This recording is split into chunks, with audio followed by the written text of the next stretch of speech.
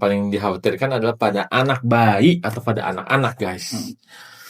Jadi kalau misalnya, "Dok, gimana dok kalau anak bayi saya demam? Apakah perlu saya kasih obat? Obatnya berapa dosisnya?" Kan demam pada anak bayi rata-rata dehidrasi, ibunya sibuk main sosmed, Nah, sosmed. bapaknya kerja, ya kan, abang-abangnya main sosmed, Biasanya.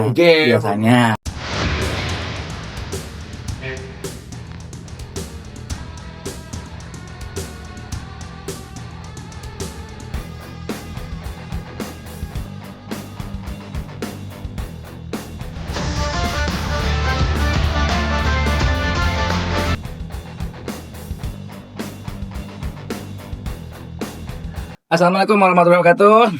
Waalaikumsalam warahmatullahi wabarakatuh. Oke, perkenalkan kita dari Outdoc, obrolan antar teman dokter. Saya dengan Dr. David. Saya Dr. Wildan. Oke, jadi kita akan membahas semua masalah-masalah medis yang bisa mudah-mudahan bermanfaat kalau misalnya yang lagi di rumah segala macam. Biasanya kan kalau sekarang ibu-ibu, mari kita buka sosial media dulu nih. Nah, seperti itu biasanya kan ya. Nggak yang langsung, ayo cepat kita bawa ke dokter gitu. Ini ada nih kayak sosmed nih, kita lihat tutorialnya cara menurunkan demam. Seperti itu. AI sekarang ya. Oh iya, sekarang pakai AI udah lebih canggih lagi. Canggih. Gimana Dan? Jadi kita bahas apa untuk hari ini? Kita akan bahas tentang demam. Demam itu yang kadang-kadang sering terjadi yang bikin orang tua di rumah itu gelisah. Meskipun sekarang sudah ada AI, udah ada tetangga dokter, saudara dokter, tapi kita ingin mencoba membekali ayah bunda atau teman-teman semua. Walaupun kadang-kadang juga biar tetangga dokter atau keluarga dokter atau ada saudara atau segala macam biasanya nggak kepikiran tuh. Iya, nggak kira, makanya kita bekalin nih. Iya. Ini diapain ya? Gitu. Tentang demam. Oke, jadi definisinya demam adalah Apa tuh? Demam itu jadi sebenarnya bukan satu penyakit. Demam itu adalah gejala. Jadi ketika si tubuh ini lagi berusaha untuk melawan sesuatu nih. Biasanya sih infeksi ya. Walaupun tanda-tanda lain atau kondisi-kondisi lain juga ada yang bisa menyebabkan demam. Yes, jadi memang demam itu seperti kata Dr. David, bukan penyakit, tapi adalah gejala dari suatu penyakit. Bisa karena infeksi virus, infeksi bakteri, dehidrasi, radang. Ingat, radang belum tentu infeksi. Habis imunisasi. Apalagi? Banyak ya. Banyak. Lumayan banyak sih. Salah satunya itu. Ya nggak spesifik. Jadi makanya penanganannya pun beda-beda gitu. Ya kan. Nah, yang pertama itu kadang-kadang pada yang paling dikhawatirkan adalah pada anak bayi atau pada anak-anak, guys. Jadi kalau misalnya, "Dok, gimana dok kalau anak bayi saya demam? Apakah perlu saya kasih obat? Obatnya berapa dosisnya?" Kan mengkhawatirkan tuh. Betul. Padahal kan yang seperti kita ketahui, demam pada anak bayi rata-rata dehidrasi, ibunya sibuk main sosmed. Nah, sosmed. Bapaknya kerja, ya kan, abang-abangnya main sosmed. Biasanya. Bukan berarti selalu seperti itu. Iya. Ya, makanya itu kadang-kadang anaknya jarang disusui, ASI maupun kasih formula. Tiba-tiba demam, mau diminumin obat. Padahal kejadian paling banyak adalah karena dehidrasi. Kepada anak-anak. Kenapa sih dehidrasi bisa menyebabkan demam? Gimana tuh? Ya kan? Nah, itu dehidrasi kan sumber tubuh kita kan sebagian besar cairan. Sehingga kalau cairan itu kurang, termoregulator di hipotalamus kita, di otak kita merangsangnya dengan demam. Oke, termoregulator maksudnya kemampuan tubuh untuk mengatur suhu tubuh. Ini kurang nih, kayak warning tet dengan demam. Makanya kadang-kadang kalau kita nggak kasih tahu atau orang tua itu demam, sakit apa ini, perlu antibiotik nggak dan lain sebagainya. Padahal insya Allah dengan dikasihnya cairannya cukup, ASI terutama, insya Allah akan baik Dia akan lah. turun lagi Turun. bebannya. Ya, kemudian kalau kita bicara demam, biasanya nih untuk orang tua atau enggak untuk anak-anak muda yang tinggal sendirian di kosan, cuma demam aja gitu. Biasanya sih ada termometer ya. Sekarang kan lagi sering banget termometer Tembak. tembak lah, atau enggak termometer yang ditaruh di ketiak juga bisa tuh. Segede ke mulut Ya, lagi. di ketiak. Oke, jadi kita bicara demam ketika suhu tubuh di atas 37,5. Yes. Nah, itu kita bicara itu sudah mulai demam tuh berarti. Kemudian nih tadi kalau kita bicara penyebabnya macam-macam, dari infeksi, kemudian bisa dehidrasi, kemudian bisa juga pasca imunisasi, macam-macam. Kalau kita bicara lebih spesifik lagi, setiap demam juga punya beberapa pola. Contoh misalnya kalau kita bicara demam berdarah. Demam biasanya dari hari pertama, kedua, ketiga, demam cenderung tinggi, diberikan obat demam, dia turun sedikit, habis kemudian naik lagi. Kemudian di hari keempat, 5, 6, biasanya demamnya udah hilang tuh, cuma itu tuh titik kritis biasanya. Lalu ada kemungkinan juga di hari 7, 8, 9 demam akan naik. Jadi kita bicara nama demam pada demam berdarah itu tuh banyak banget dulu tuh sering banget diiklankan demamnya bentuknya kurvanya seperti pelana kuda. Nah itu kalau misalnya demam berdarah tuh. Atau kita bicara tipes. Kalau kita bicara tipes, biasanya gimana Bakteri. demam ya? Nah. Bakteri. Biasanya gimana tuh demam? Nah, perlu teman-teman atau pencinta hotdog ya. Ketahui bahwa beda banget, guys. Insya Allah beda banget, guys. Ada perbedaan antara demam karena virus dan karena bakteri. Kalau karena virus, ciri khasnya adalah dia demam mendadak tinggi. Jadi nggak ada suhu tubuh. Apa kalau kata orang tuh kok apa ya? Sumang, meriang. Iya. Kalau dia langsung zeng. Ya, gitu. biasanya langsung di atas 38 ya. Oh, Biasanya langsung di atas 38. Ya, itu ciri khas dari virus. Bisa karena virus yang menyebabkan pilek, apapun virusnya, cacar air, apapun dia biasanya demamnya tinggi. Tipikalnya seperti itu. Tipikal virus demamnya tinggi. Kalau demam karena infeksi bakteri, dia bertahap. Contohnya tipes. Dia sumang pas malam langsung sampai ngigo sampai menggigil. Nah itu naik dia bertahap. Itu ciri khas dari demam tipoid atau karena bakteri salah satunya. Ya, cenderung lebih suka naik pas sore ke malam ya. Iya. Kalau misalnya kita mencari tipes tuh. Nah itu dia ciri-ciri khas untuk demam yang karena dan masih banyak lagi. Kalau misalnya kita bicara demam, balik lagi. Demam adalah gejala. Ketika kita bicara demam, kita bicara gejala. Gejala yang biasanya muncul karena tubuh merespon terhadap sesuatu yang masuk. Jadi itu sistem perlawanan tubuh, sistem imunitas tubuh untuk melawan sesuatu yang seharusnya nggak masuk. Gitu. Right. Membuat kuman atau bakteri nggak nyaman di tubuh kita. Jadi itu bentuk perlawanan tubuh. Demam itu bentuk perlawanan tubuh. Atau karena dehidrasi itu bentuk sensor bahwa ini ada yang masalah. Gitu. Lanjut. Kita langsung ke mitos dan fakta. Oke. Mitos dan fakta. Dok, kalau demam katanya harus dikompres pakai ARS. Gimana tuh? Dok Wildan gimana? Itu ada dua referensi sih. Kita nggak bisa nyalahin yang satu dengan yang lain. Ada referensi bilang bahwa kalau minum dengan air dingin itu kan demam itu ibaratnya kayak api. Panas, disiram air dingin, habislah apinya gitu.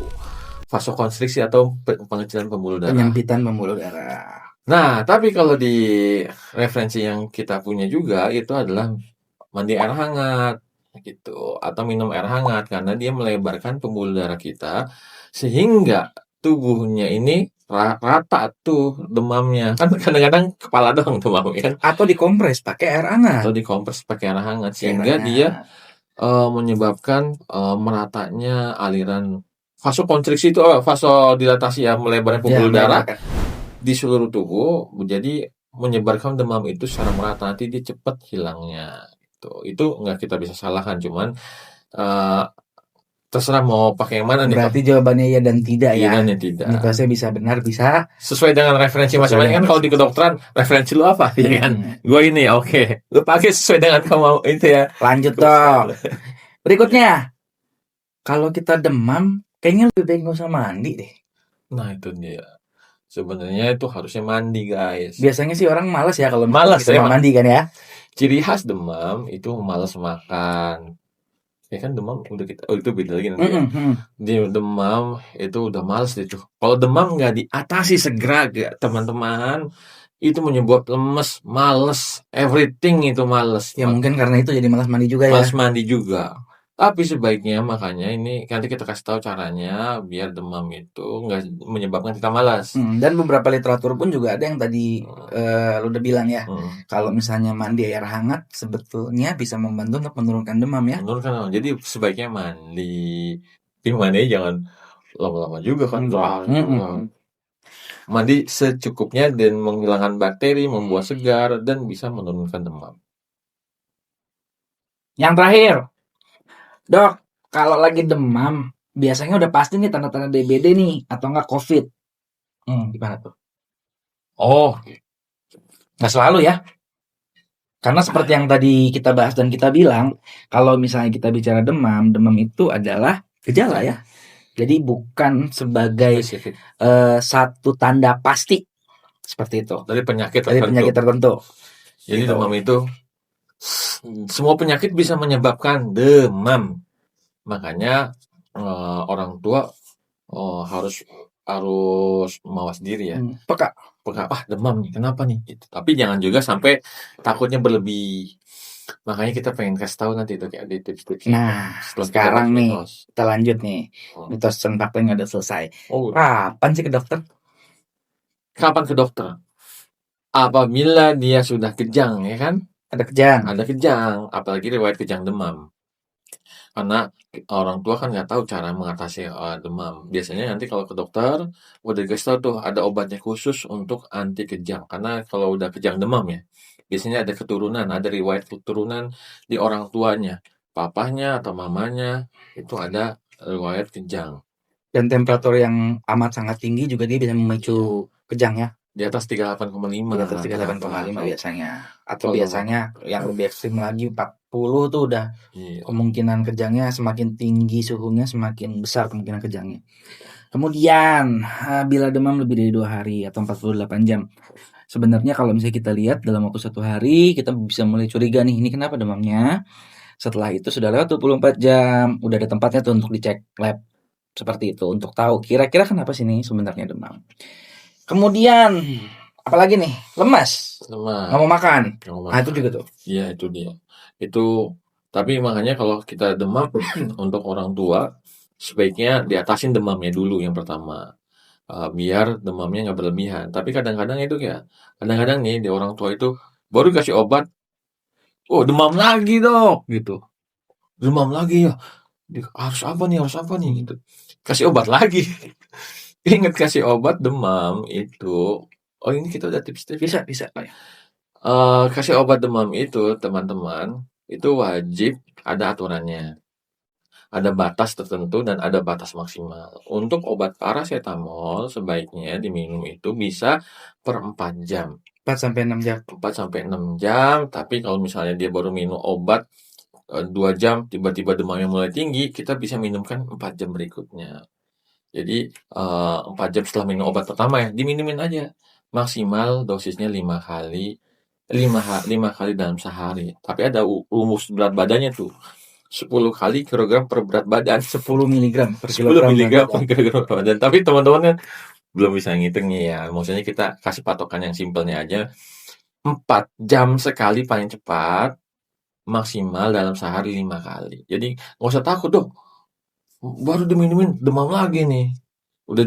Harus dievaluasi minumnya udah belum, minum air putihnya udah belum, dikasih buah udah belum. Jangan cuma masuk obat aja ya. Obat aja, terus dikasih makan enggak. Jadi selain minum obat dalam proses itu makan sedikit-sedikit, makannya harus berkuah. Makanannya harus yang berkuah. Lalu ditambah minum yang cukup. Kita lihat 4 jam berikutnya masih demam. Minum obat lagi. Dikasih lagi tuh minuman buah yang cair ya. Buah yang jeruk. Apalagi dok? Semangka banyak air. Pokoknya minum-minuman sama makanan yang berkuah. Sop iga. Kan. sop apapun itu kuah-kuah yang membuat anak itu, karena kalau membuat anak itu mau makan, karena kalau demam itu nggak mau makan, makanya seenak apapun menurut kita anak itu kadang-kadang nggak makan, makanya dipaksain kalau pakai berkuah Lebih cepat setidaknya lebih ya. cepat masuknya. Sama tadi ya, kalau misalnya kita bicara tips di obat demam untuk anak kecil terutama, dia kan ada tulisannya tuh 1 mili sama dengan berapa miligram. Nah, seperti yang tadi udah Dokter Wildan bilang, dosis untuk paracetamol adalah 10 miligram per kilogram berat badan. Nah, jadi tinggal hitung tuh, kalau misalnya berat badannya si Dede nih 15 kilogram ya berarti butuhnya 15 kali 10 miligram, 150 itu per pemberian. Seperti yang tadi Dokter Wildan bilang, bisa diberikan per 4 sampai per 6 jam, berarti ya bisa 4 sampai 6 kali ya per hari ya. 4 sampai 6 kali per hari, yaitu dilihat kira-kira setelah diberikan obat setengah jam atau 1 jam turun nggak tuh si suhunya, seperti itu. Yes, that's right. Ada juga referensi yang bilang maksimal 5 kali. Tapi oke, yang penting kita tahu berat badannya sekian, jadi dosisnya bisa cukup gitu. Kalau saran untuk anak bayi atau yang susah minum obatnya, pakai yang drop gitu. Itu ada ukuran tadi Dokter David udah kasih tahu. Selebihnya nanti bisa konsultasi di kita di sini. Belum ada. Next. Langsung aja ke dokter terdekat atau ke rumah sakit terdekat, atau kalau memang panik bisa langsung ke emergency terdekat atau darurat terdekat. Siapa tuh netizen pengen, dok bisa nggak WhatsApp timnya ya kan. Siapa tahu nanti kan, siapa tahu. Kalau banyak permintaannya, boleh. Kalau banyak permintaan mungkin kita bisa buka ya. Sepertinya cukup untuk demam cukup. Jadi kita masih banyak, kita akan ngobrol-ngobrol seputar dunia kesehatan, masih banyak lagi. Dan cuma kalau misalnya memang ada yang ditanyakan atau ada yang dikomentari atau ada yang mau dikoreksi mungkin dari teman-teman sejawat kita juga, ya boleh langsung di komen di bawah. Yes. Jangan lupa like, subscribe, dan nyalakan lonceng mungkin ya. Yes. Demikian untuk episode demam kali ini. Kami dari Otdok, obrolan antar teman dokter. Assalamualaikum warahmatullahi wabarakatuh. Waalaikumsalam warahmatullahi wabarakatuh. Apalagi ntar yang berikutnya kira-kira? Diare kali ya. Diare. Karena berhubungan. Iya. Apalagi kalau musim pancaroba tuh.